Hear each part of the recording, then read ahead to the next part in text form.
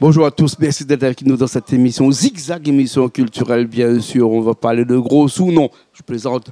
On va parler de chiens, oui, de pension canine peut-être, parce que j'ai avec moi, comme vous le savez bien, quelqu'un qui est là depuis des années, qui nous vient rendre visite de temps en temps. Et même s'il ne vient pas des fois nous rendre visite, c'est moi qui vais lui rendre visite chez lui. Il s'appelle Mathieu Taristas, Jean-Mathieu Taristas. Comment ça va, Jean-Mathieu? Ça va super bien. Et d'ailleurs, je vais dire que moi, j'aime à Canal Austral, parce que ça, c'est mon petit endroit préféré, ça. J'aime danser, moi, dans le bassin Labou. Ah, j'aime danser le bassin Labou. Pas dans le bassin Labou, j'aime danser un petit peu partout. Hein.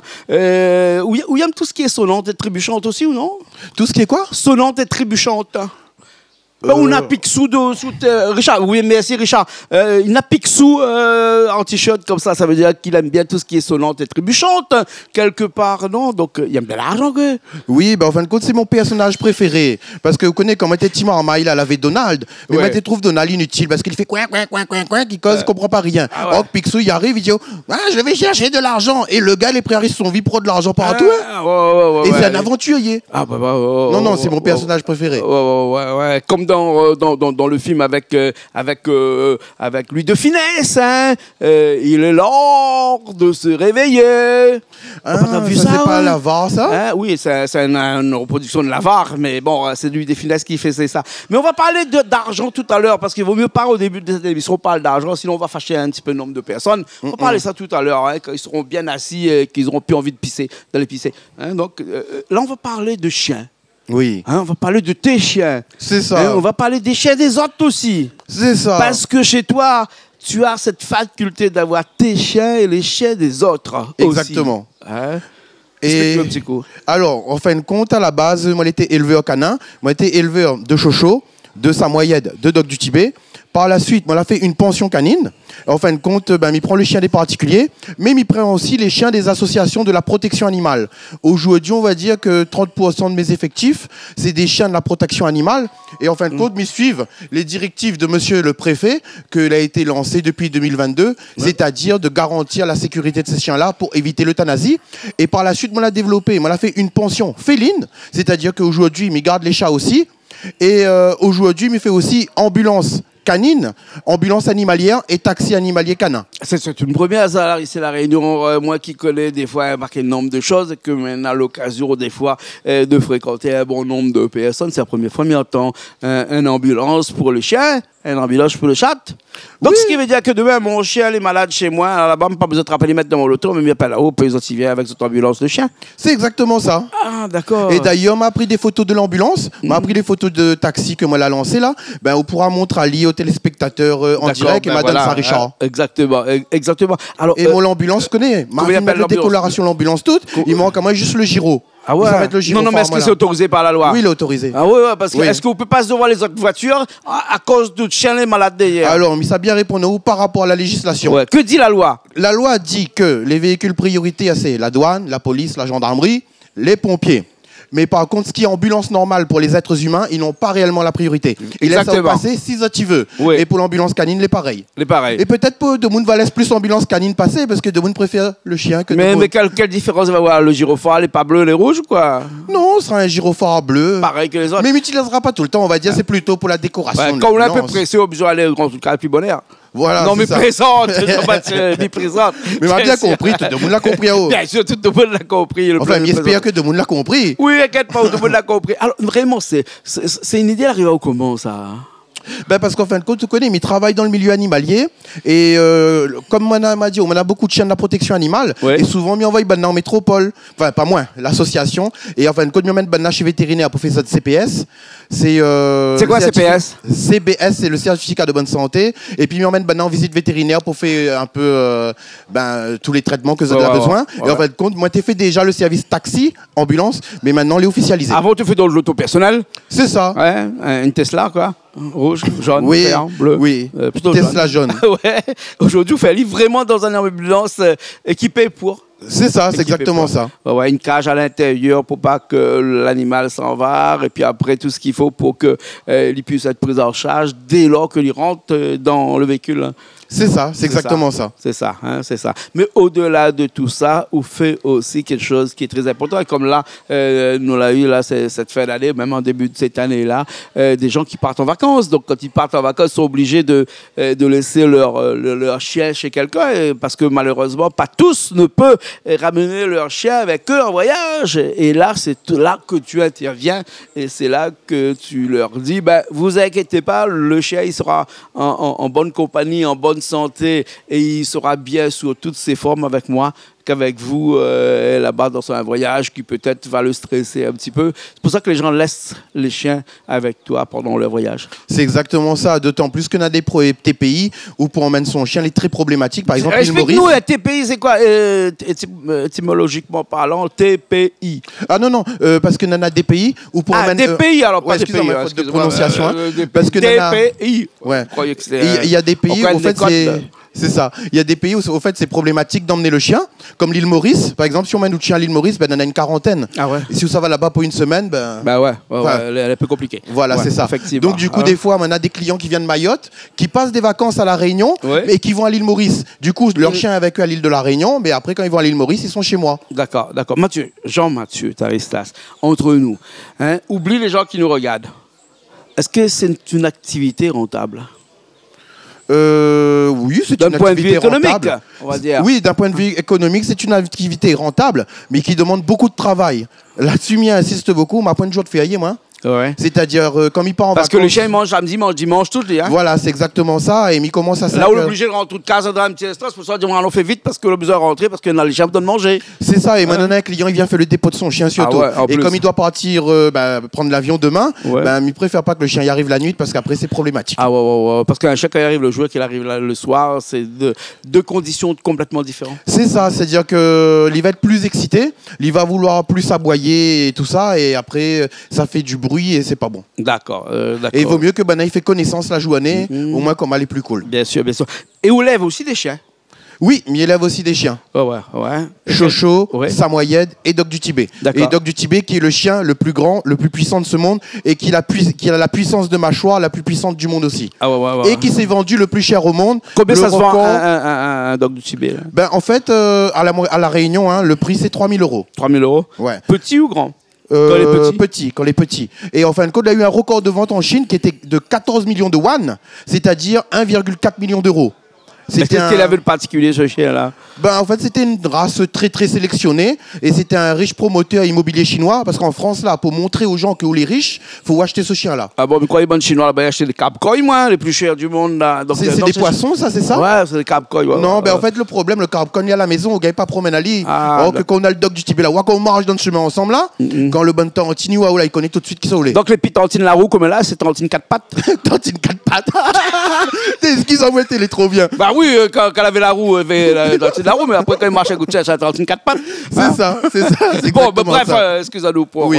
Après, peut-être fait pas ça forcément pour tantine. Mais peut-être quand il marche dans le chemin, il fait regardez, je suis honoré et respecté et quoi. Ou peut-être qu'il a peur aussi que les gens viennent l'attaquer, parce que ça, c'est aussi son garde-corps. Hein, oui, mais vu que c'est le chien le plus puissant du monde, m'avait pas réfléchi à ça. Oui, c'est vrai. Bien sûr. Alors, on arrive dans sa deuxième partie de l'émission, Jean-Mathieu Taristas, parce que vous connaissez quelques fois qu'on appelle à moi comme ça, dis-moi, Jean-Claude, on a envie de nicoser un petit peu avec vous, ou dans un sujet où nous ne peut pas, bien entendu, ne pas passer à côté les sujets du chien, parce que je connais que ça, c'est quelque chose qu'on aime, qu'on adore, c'est notre vie, c'est notre monde. Le chien, c'est quelque chose qu'on ne peut pas vivre sans. Hein? Et c'est pour ça que les gens ils viennent tous les jours et qui ramènent votre chien avec vous parce qu'ils connaissent que vous êtes une personne qui aime, qui adore les chiens. Hein? Donc les chiens, ils sont en bonne santé, il est très très bien occupé chez vous. Et il peut confirmer parce que moi, ni chez vous. Ni chez vous, ni regarder, ni voir de bon chien là-bas chez vous. Et franchement, bon chien est bien occupé. Et c'est pour ça que nous dit que vous êtes quelqu'un qui adore les animaux, peut-être même plus qu'au-delà des hommes. Hein? Oui. Voilà, le chien est fidèle, le chien n'est pas jaloux, le chien n'est pas menteur. S'il a un problème avec vous, il monte tout de suite. Voilà, exactement. Nous allons parler d'un autre sujet, un sujet un petit peu plus compliqué parce que c'est un sujet que nous avons fait référence tout à l'heure au début de cette émission. Là, c'était l'argent et l'argent sous n'importe quelle forme, mais où on a choisi l'argent sous une forme bien définie, c'est-à-dire où on a choisi l'argent sous une forme immatérielle, qu'on appelle le Bitcoin. Hein? Oui. Et c'est pour ça qu'on a le t-shirt avec Picsou devant nous. Cet argent immatériel qu'on ne peut pas toucher, mais qui est sous forme sculpturale, comme on dit dans le jargon, c'est-à-dire que c'est des lignes de chiffres. Hein?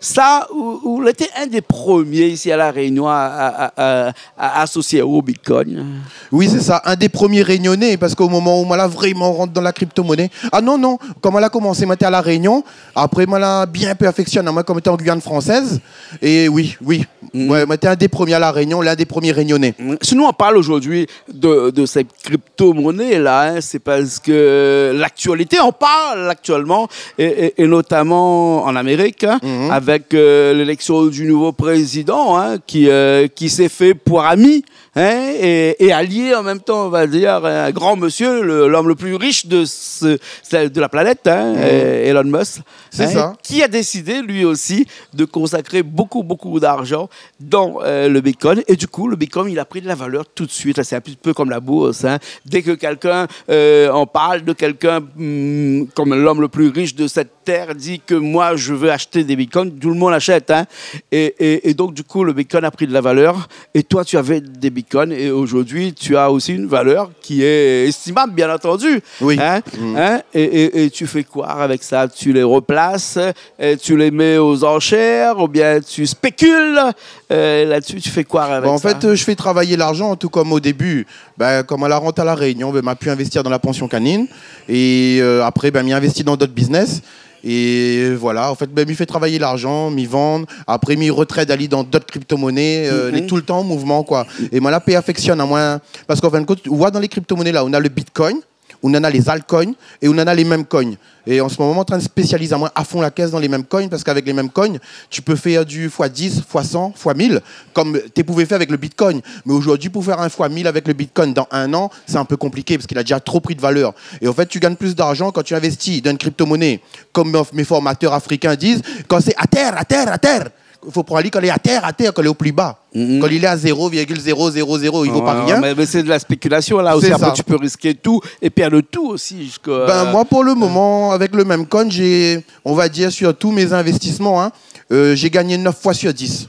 Ah ouais, non, franchement. La chance ou bien sinon, il faut vraiment en faire son métier et apprendre comment ça fonctionne. C'est pas la chance, parce qu'en fait, je fais des formations continuellement, je suis à fond dedans. Et non, c'est pas la chance, c'est que je m'informe, je suis à fond dedans, quoi. C'est pas comme aller jouer au casino, non? Ah non, là ça n'a rien à voir. Là, ça n'a rien à voir. Ça n'a rien à voir. Non. On tourne par la manette et puis on attend que les pièces dégringolent. Là. Non. Là, il faut vraiment faire exactement comme à la bourse, c'est-à-dire spéculer. Et avant ça, il faut vraiment aller chercher les informations. Pourquoi on va mettre tel ou tel temps de Bitcoin ou d'Amcoin. Comment tu dis ça, toi? Altcoin. Sur tel ou tel produit, c'est ça. Hein? Donc c'est un vrai métier. Tu es un petit peu comme à Wall Street, hein? C'est-à-dire que tu joues avec ton argent au départ, parce que tu peux jouer aussi avec l'argent des autres. Moi, je mise que mon argent personnel. Je me mêle pas avec les autres. Au moins, comme ça, s'il y a de la casse c'est que sur moi, j'assume. Mais tu pourrais... Et franchement, j'ai jamais eu de casse. Ah ouais. J'ai jamais eu de casse.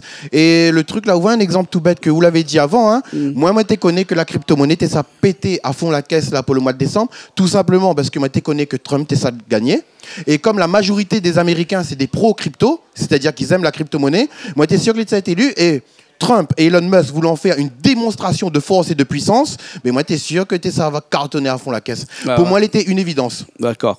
Alors, en tout cas, je souhaite le meilleur dans tout ce que tu fais et surtout dans tout ce que tu investis, hein, puisque c'est de l'investissement, hein, tout ça. Hein. La Tesla, toujours là? Oui, la Tesla est toujours là. Comme on rappelle, on a un coûté en panne. Il fallait mettre envoyé en France pour réparer. Mais Estelle, il est redevenu merveilleusement vôtre. D'accord. C'est pour ça que tu loues un mythe inconditionnel ou presque à la limite incommensurable à un grand monsieur qui s'appelle Elon Musk. C'est ça. Moi, je n'ai pas vraiment d'accord sur certaines de ses idées politiques, mais il respecte le génie que l'il est. Et d'ailleurs, lui-même en tant que génie, il a donné le nom de son loto d'un grand génie dans l'électricité qui était Nikola Tesla. Exactement, Tesla. Nikola Tesla. Nous connaissons, m'a voulu transformer en Taristas. Taristas, Tesla. D'accord, merci beaucoup. Oui, mais remercie bien. Jean-Claude, franchement, merci pour tout. Hein. Merci Mylène Zawale parce que je connais qu'on a les chiens qui attendent là-bas parce qu'il faut dans le manger. Je connais qu'on a des gens aussi qui vont arriver bientôt pour reconfier ou des chiens pendant le période de vacances. Là, et ça, c'est quelque chose que vous voulez dire, ouais, comme ça, que vous ne pas là-dessus. Hein. Roule pas trop vite sur la route. Mais Bicodé, on est encore l'heure là. Hein. C'est bon là, on est dans le temps. C'est bon? Ok. Ok, merci beaucoup. Attends, moi, tu voulais dire, Nana Oui. Miel Maurice là avec moi. Hein. Miel Maurice, oui, Miel Maurice, c'est barré. Voilà. Mais donc, Miel Maurice là, accompagnement, tout le monde connaît ces mots d'allons. Hein. D'ailleurs, on connaît ma fin de chanson pour lui parce que nous travaillons ensemble. Miel Maurice, avec lui, nous sommes mettre dans la joie, avec un bon l'ambiance, ces gars.